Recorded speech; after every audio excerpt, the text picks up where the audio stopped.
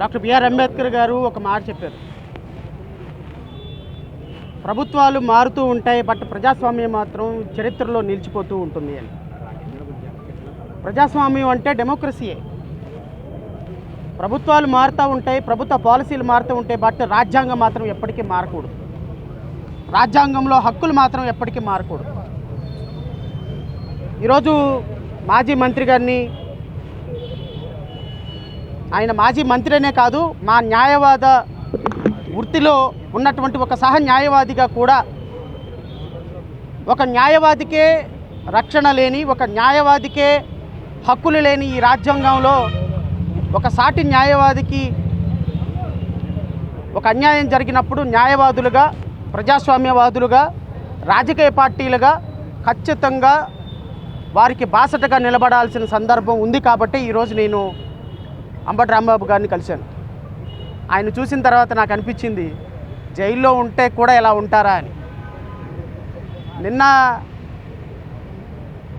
వ్యాన్లో నుంచి తీసుకొచ్చేటప్పుడు పుష్ప సీన్లో డైలాగ్ లాగా ఇలాగన్న సందర్భంలో అలాగే ఇక్కడ కూడా ఉన్నాడా అని నాకు ఆలోచన వచ్చి అనుమానం వచ్చింది.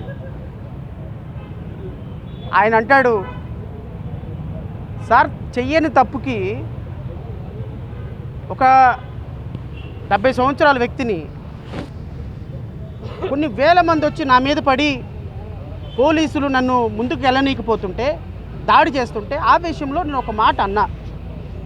ఆ మాటకి కూడా నేను తప్పుగా మాట్లాడాను, అది ఉద్దేశపూర్వకంగా అన్న మాట కాదు అన్న తర్వాత కూడా రాష్ట్ర వ్యాప్తంగా 53 కేసులు నా మీద పెడితే నేను తప్పు చేసినట్టు అని ఒక ప్రశ్న అడిగాడు.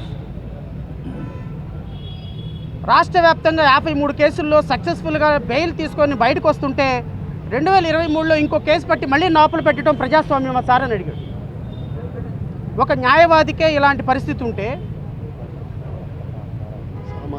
ఒక మాజీ మంత్రి గారికి ఇలాంటి పరిస్థితి ఉంటే మరి సామాన్యుల పరిస్థితి ఏంటి సార్?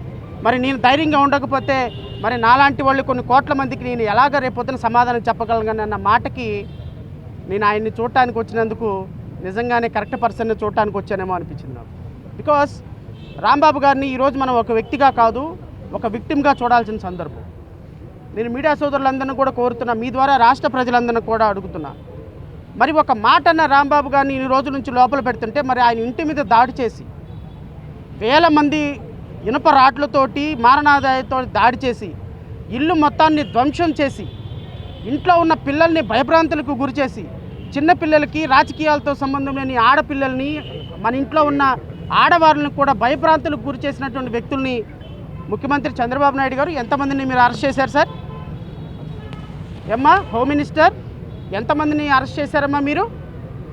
పైగా ఈ దాడులు ఒక ఎమ్మెల్యే, ఒక మహిళా ఎమ్మెల్యే నేతృత్వంలో జరగటం ఒక్కసారి ఈ రాష్ట్ర ప్రజలందరూ గమనించమని కోరుతున్నా. ఎందుకు మాలాంటి వాళ్ళు అందరం సపోర్ట్ చేస్తాం?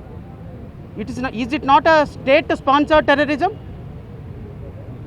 చంద్రబాబు నాయుడు గారు మీ మీద ఒక చిన్న దాడి జరిగితే రాష్ట్ర హింస, రాజ్య హింస అని గోల పెట్టి మీ మీడియా అంతా గోల పెట్టారే, మరి మీరు వచ్చి చేసిన పని ఏంటి సార్? 164 సీట్లు మీకు ఇస్తే ఈరోజు మీ మహిళా ఎమ్మెల్యే నేతృత్వంలో వేల మంది ఇంటికెళ్ళి మహిళల్ని, చిన్నపిల్లల్ని బెదిరించి కొడితే, తీసుకొచ్చి లోపల పడేస్తే, ఇష్టం వచ్చినట్టు కేసులు పెడితే, రెడ్ బుక్ రాజ్యాంగాన్ని అమలు పరుస్తానంటే రాజ్యాంగాన్ని కాపాడుకోవాలని చూసేటువంటి మా వాళ్ళందరూ చేతులు కట్టుకొని కూర్చోవాలా? రేపొద్దున జడా శ్రవణ్ కుమార్ ప్రెస్ మీట్లో మాట్లాడేటప్పుడు ఒక మాట దొర్లిన తర్వాత క్షమాపణ చెప్పా. నా మీద కూడా అంతే దాడి చేస్తారా? మా ఇంటి మీద కూడా అంతే వస్తారా? ప్రెస్ మీట్లో ఒక మిత్రుడు ఒక ప్రశ్న అడిగాడు, విలేకరులను కూడా అలాగే దాడి చేస్తారా? సో ప్రజాస్వామ్యంలో one should take responsibility towards others fundamental rights. ఈ రోజున న్యాయవాదులుగా ప్రజల హక్కుల కోసం పోరాడి, ప్రజల రాజ్యాంగం కోసం పోరాడేటువంటి వ్యక్తుల మీద ఈ విధంగా రెడ్ బుక్ రాజ్యాంగాన్ని అమలు పరుస్తుంటే రాష్ట్ర ప్రజలు ఆలోచించాల్సిన పరిస్థితి లేదా? నెయ్యి కల్తీ జరిగిందేమో మీ హయాంలోనా? శాంపిల్ టెస్ట్ చేసింది మీ హయాంలోనా? మీ హయాంలో వచ్చినటువంటి శాంపిల్ టెస్ట్లో పంది కొవ్వు, ఎద్దు కొవ్వు కలిస్తే అది గత ప్రభుత్వం హయాంలోనా? రాజకీయాలు చేయడానికి దేవుణ్ణి వాడుకుంటారా? పైగా ఊరు వాడ ఫ్లెక్సీలు వేస్తారా? ఆ ఫ్లెక్సీలు తీసేయడానికి వెళ్తున్న వ్యక్తి మీద దాడి చేస్తారా?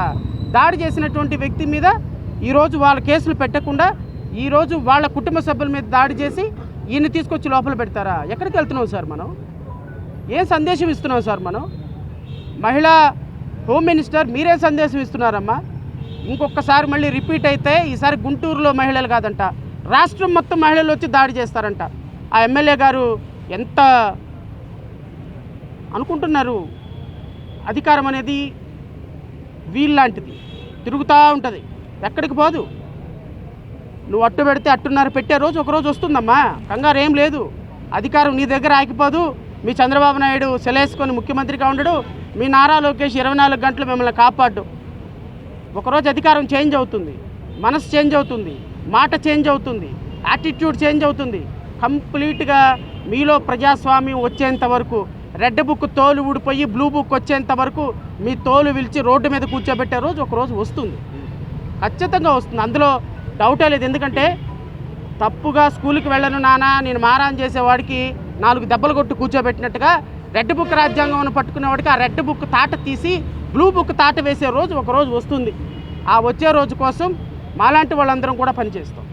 సో అల్టిమేట్గా నేను చెప్పేది, ఒక పార్టీగా వైఎస్ఆర్సీపీ లాంటి ఒక పార్టీలో ఉన్నటువంటి వ్యక్తికే ఇలాంటి పరిస్థితి వస్తే రేపు మాలాంటి చిన్న పార్టీలకు మాట్లాడేటప్పుడు మాలాంటి చిన్న పార్టీలకి భరోసా ఉండదు. కాబట్టి ఖచ్చితంగా ప్రజాస్వామ్య దేశంలో ప్రతిపక్షాలన్నీ ఒకరికొకరు కలిసి పనిచేయాలి. ప్రజాస్వామ్యంలో ప్రతిపక్షాలన్నీ కలిసి పాలకపక్షం మీద పోరాటం చేయాలి. It is called democracy.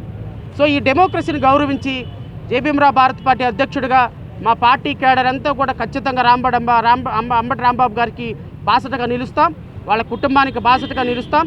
తప్పు చేయని వ్యక్తిని జైల్లో వేసే సిస్టమ్ని ఎవరు చేసినా ఖచ్చితంగా ఆ వ్యక్తుల ప్రాథమిక హక్కుల కోసం నిలబడతాం. అంబటి రాంబాబు గారు విడుదలయ్యేంత వరకు పోరాడతాం. ఖచ్చితంగా వారి కుటుంబానికి బాసటగా ఉంటాం.